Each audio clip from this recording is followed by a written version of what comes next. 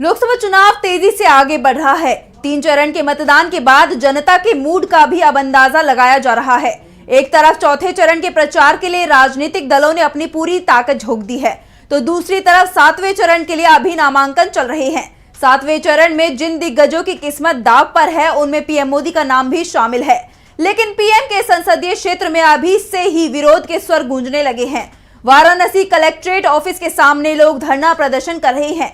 तो क्यों पीएम के संसदीय क्षेत्र में गूंजने लगे विरोध के स्वर, देखिए इस रिपोर्ट में। लोकसभा चुनाव के 7वें चरण के लिए नामांकन की प्रक्रिया चल रही है। 7वें चरण में पीएम मोदी, केंद्रीय मंत्री पीयूष गोयल समेत कई अन्य दिग्गज नेताओं की किस्मत का फैसला होना है। लेकिन पीएम मोदी के संसदीय क्षेत्र वाराणसी में नामांकन के दौरान अलग ही हालात दिखाई दे रहे हैं।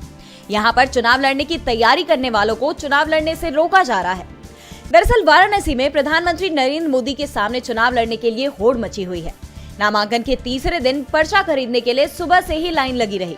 यहाँ तक कि देश के दक्षिणी राज्यों तमिलनाडु और तेलंगाना से भी कई लोग चुनाव लड़ने वाराणसी पहुंचे हैं। लेकिन केवल बीएसपी प्रत्याशी को ही फॉर्म मिल सका, जिसके बाद लोगों का गुस्सा फूट पड़ा और वो वहीं वाराणसी कलेक्ट्रेट ऑफिस के सामने धरना प्रदर्शन पर बैठ गए। कलेक्ट्रेट के गेट पर ही नारेबाजी शुरू हो गई। तानाशाही नहीं चलेगी के नारे गूंजने लगे। इस दौरान डीएम पर कई तरह के आरोप भी लगाए गए।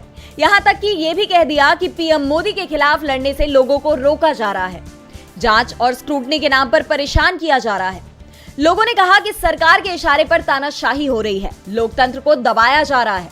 आपको बता दें, इस सीट पर पिछले 3 दिन में अभी तक 4 लोगों ने नामांकन किया है, जबकि यहाँ से चुनाव लड़ने के लिए अब तक 89 लोगों ने ट्रेजरी फॉर्म हासिल कर लिया है, जबकि सैकड़ों लोग अभी भी नामांकन खरीदने की लाइन में लगे हुए हैं।